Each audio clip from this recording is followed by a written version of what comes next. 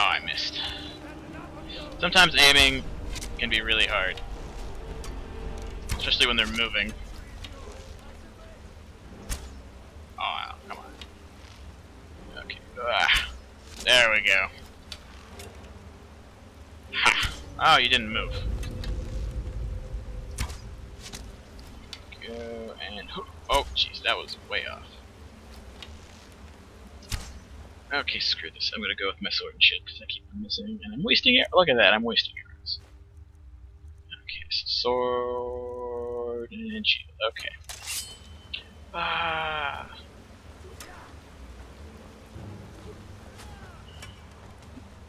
Really?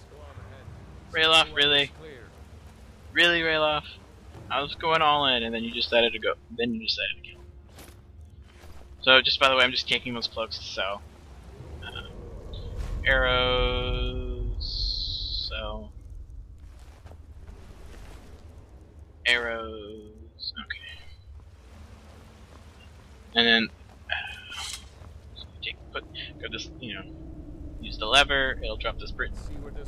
Drop this bridge down, and what you want to do is after you cross the bridge, wait right here and let roll-off run past. It's just you don't have to, but this is just a little if you want tips / tricks. So it'll be like a thing, knock the bridge down, that'll put back that way. However, if you leave roll-off here, actually I'll leave, but what you want to do is just jump down here, follow this cave, and you'll find a skeleton, health potion, a skeleton with a little bit of gold, and then you'll find a first. Extra gold for that house later if you're playing vanilla Skyrim. You just come out here, roll you. Going this way. Point first, kind of right there. Come on, roll off. Rail off. I'm calling it roll off, but it's rail off technically. That doesn't go anywhere. Obviously. I guess we better try this one. Oh, this is the spider part. This, for those of you who don't like spiders, be afraid, be very afraid, because you'll be running into a lot of spiders in Skyrim.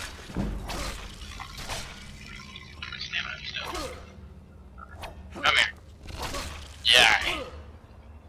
Oh, thanks for your help, Rayla. Oh, thank you so much. You killed one. So, the thing about frostbite spiders, first you want to loot them. One, to get your arrows back and use the arrow. Two, because they have frostbite venom, which is good poison to have. I mean, it's not really good, but it's also not terrible. So it's good for early in the game. And then also there's a bag mod download called Bandolier that uses frostbite poison basically as a dye to make black cloth. So if you want, you can look those. Okay, so this part, where my biggest trick of the book comes out. One, you just want to come back here real fast, and if you want a dagger or a fortify health potion, it's right back here. Fortify health just increases your health number. It doesn't actually heal you, it just increases your health number. And then right here, okay, this is more. This is sneaking. You hit control to sneak. That's the basic. That's the default button for sneaking on PC is control. And so the sneaking, and then also you can kill the bear if you want. It gives you some arrows and a longbow. Take her by surprise.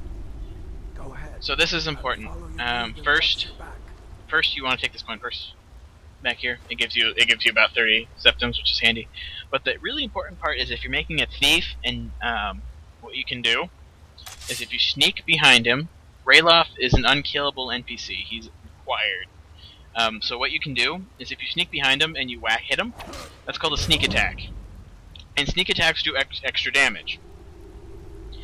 And as you noticed, my sneak is increasing, which is something you want as a thief. And so what you can do is you can literally, since Rayloff cannot die, it works with Hadvar too, if you want to go with Hadvar. It works with either of them. You can literally level up your sneak to 100 before you even leave Helgen. So it's a kind of a cheat, but if you want to do it, it works. It takes about an hour, and by the end of it, you will be about level 15. not in sneaking, but like in your base level. With you'll be level 15, but your sneak will be 100, and it's really cool. So it's actually pretty handy. However, there is one downside. When enemy NPCs level with you for the most part. So if you're level 15, you will run into some NPCs that are supposed to that a regular level 15 would be able to handle.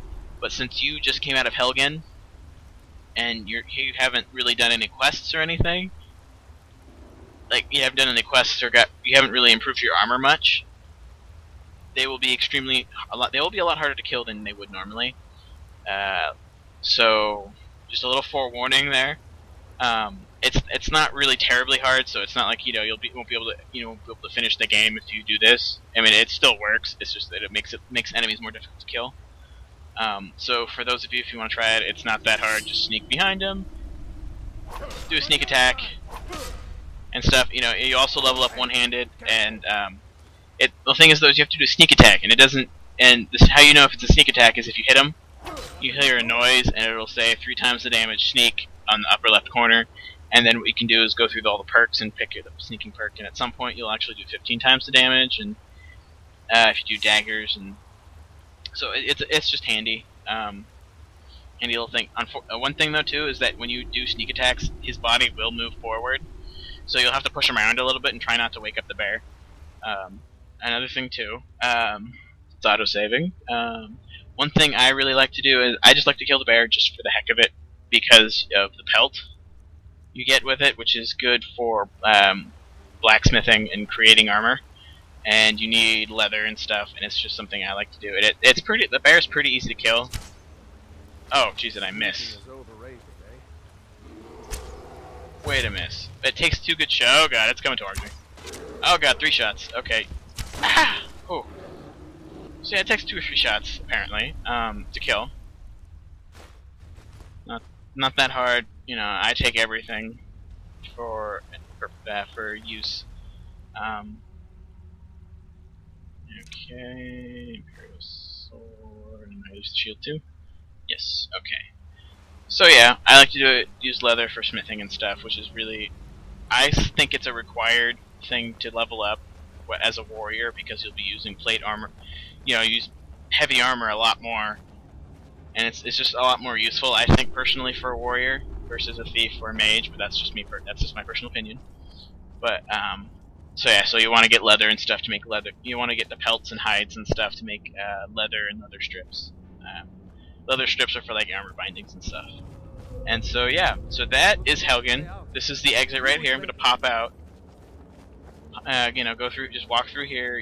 It says to Skyrim. You'll go do a loading screen. And yeah, so that was Helgen.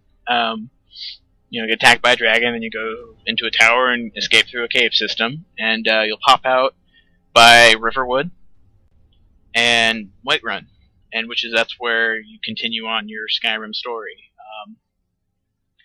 So yeah, my next video will go into more detail. I mean, I'm stopping it. I'm going to cut it right in a minute here, and my next video will go in more detail into that, into doing going into Riverwood.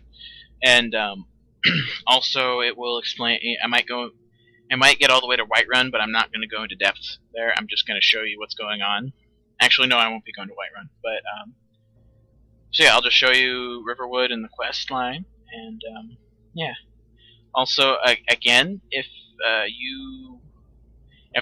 you guys want me to do another walk through Skyrim, but more dialogue sensitive, comment below this video, or just email me at casteryourhost@gmail.com again.